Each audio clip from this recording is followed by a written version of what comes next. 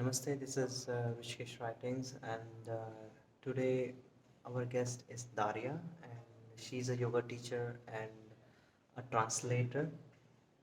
She translates the Russian student who came to India to learn yoga, ancient science and wisdom of India, which help to nourish the mind, body, and soul. And today we will know more about Daria life and how she come into the yoga and accept the yoga in the life. Namaste, Daria. Namaste.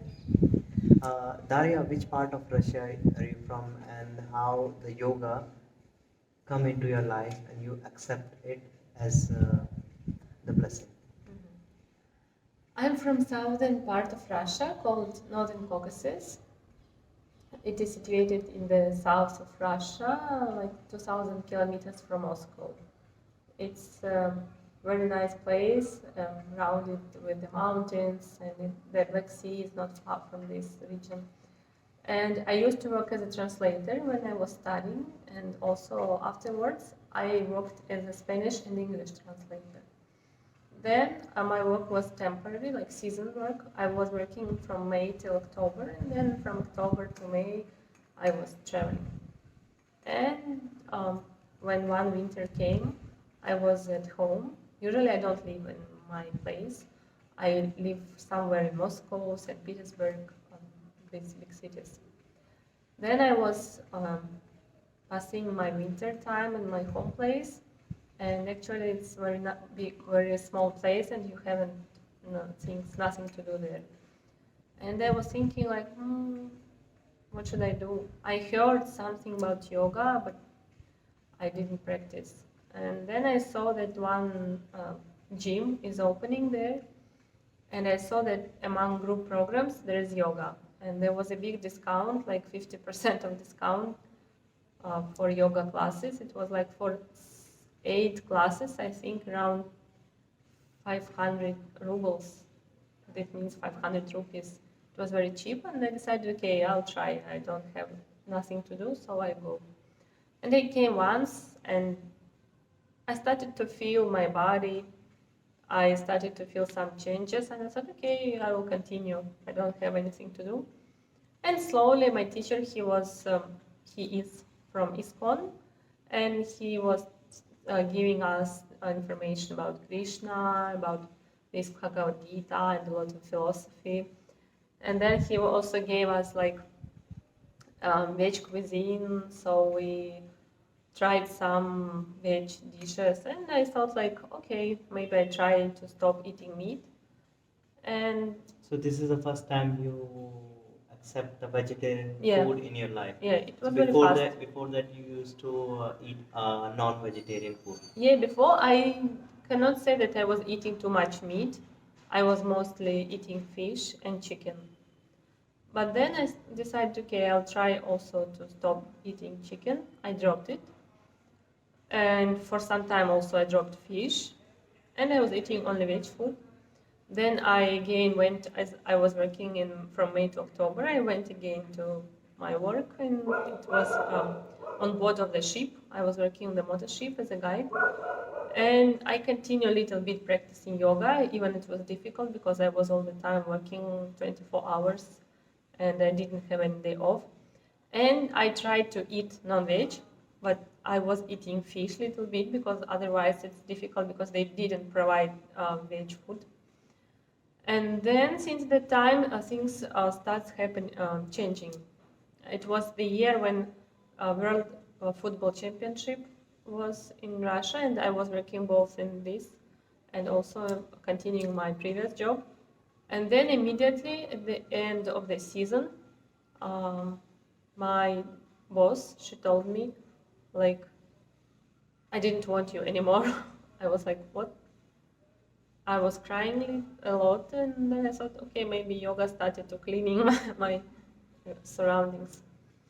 And when the season finished, again I came back to yoga. I was living at the time in Moscow, and I was practicing too much. Then I was entering the office work, and I was from 10 to 8 to 6 in the office, and then immediately I was going to yoga.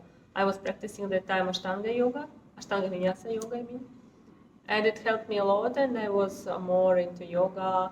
I was practicing a lot every day, sometimes twice a day. I continue eating veg food, but sometimes I was eating fish also. Still now I eat fish sometimes. I'm not pure veg. I mean, and then I thought like, okay, maybe I need to go to India to take this teacher training course. I didn't know anything, but I heard, and I just put in the internet like teacher training course for Russians in India, and I found Rishikul. It was in May or June 2019. And then I started to prepare documents, I started to contact with the school, and then I came in 2019 and continue my journey already here in India. So how difference you find it learning a yoga in Russia and learning a yoga in India? Learning yoga in Russia, it's more about physical, more about asanas. Here in India, it's more about spiritual things. It's more about how to balance body and mind, and how to keep your mind calm and all things. More about philosophy, because in Russia, it's more about asanas mostly.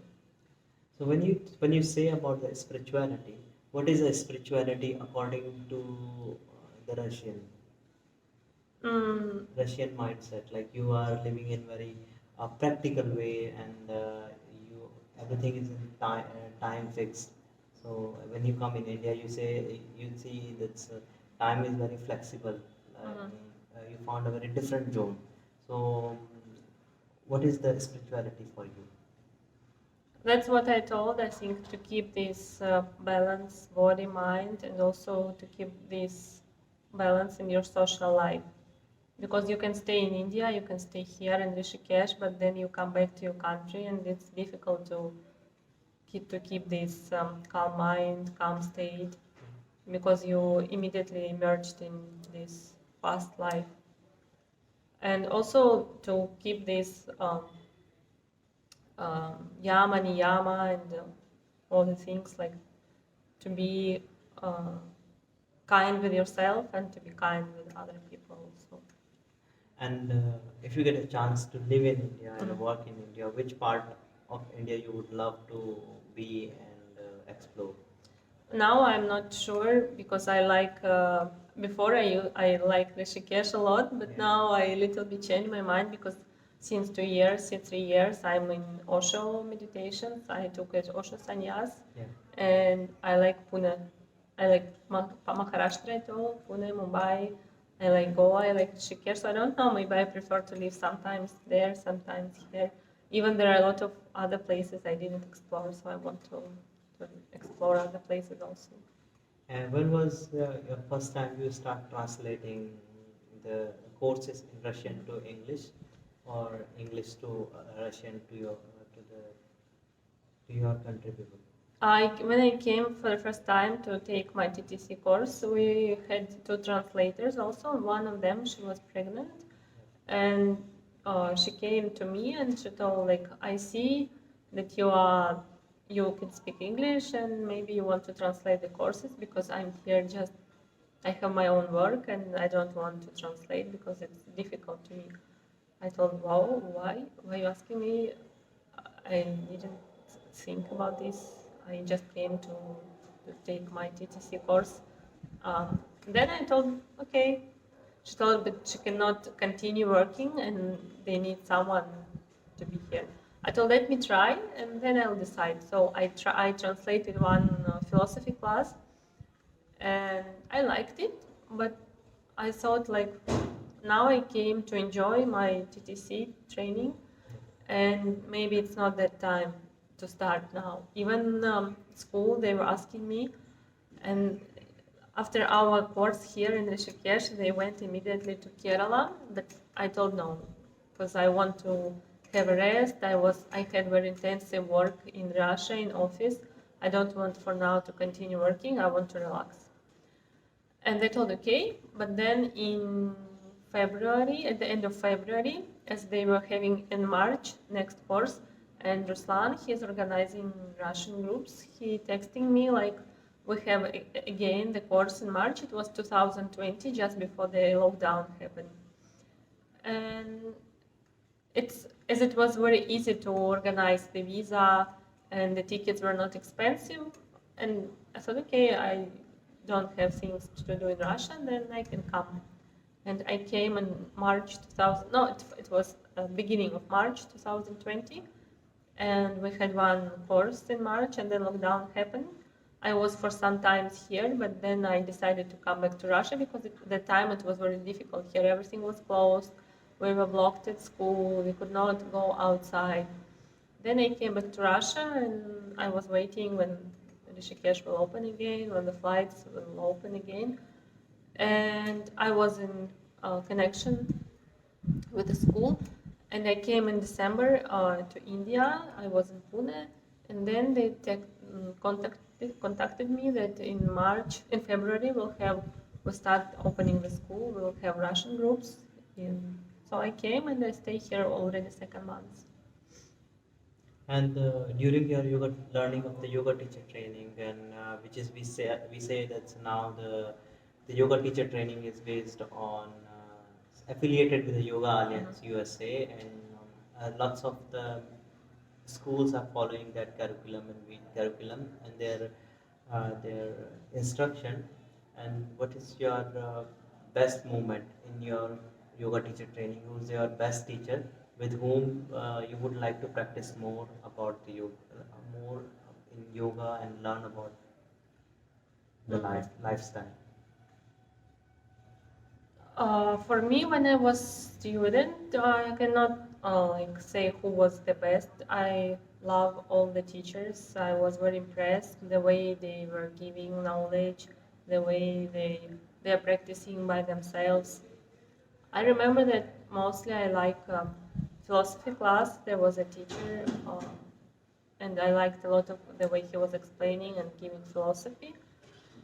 And I don't know. I like every teacher here. I like the way they give this true knowledge, the way they are kind, the patience. So, but now these days I'm not involved too much in yoga. I keep my own practice, but I don't give classes. I prefer now most meditation techniques. I try different meditation techniques, active meditations, dynamic meditations. So. And how Rishikesh help you to grow? Or like how important is the city for you? I think it helped me at the beginning when I came first time to calm myself, to calm my mind, to be, to grow my yoga practice, just to start this yogic journey, you know.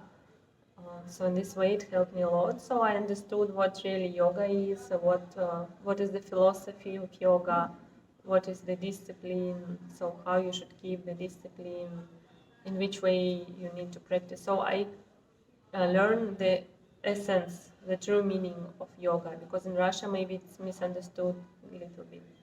So when you say about the misunderstanding of the yoga, so what is that misunderstanding people about the yoga? They think that they should only do asanas and only focus on these.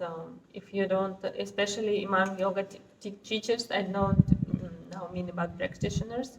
If you don't do shirshasana, if you don't do handstand, it means you are not true yoga teacher. You cannot teach other people. They don't focus on the inner development, inner growth. So you mean to say they are mostly focusing on the asana part Yeah. of the body, where they found if you can lift up your leg up, or if Yeah. you can do an acrobatic way, so you are a teacher. Yeah. If you can't perform these asana or these practices, so you are not a teacher. Yeah. For them, is it this is the teacher? Yeah, even they don't know about 8 limbs of Ashtanga yoga. They don't know about these yama niyama. Maybe they're not veg at all. But okay, veg doesn't mean a lot to my, I think, because some bodies, even according to Ayurveda says that if you need to eat some meat. Okay, it's okay because our body they're different, but I mean they don't focus on even ahimsa. They don't know what is ahimsa, and they can injure themselves and they can injure people because they're focusing too much on these physical exercises. And how many percentage of Russian people attract or are curious about this yoga?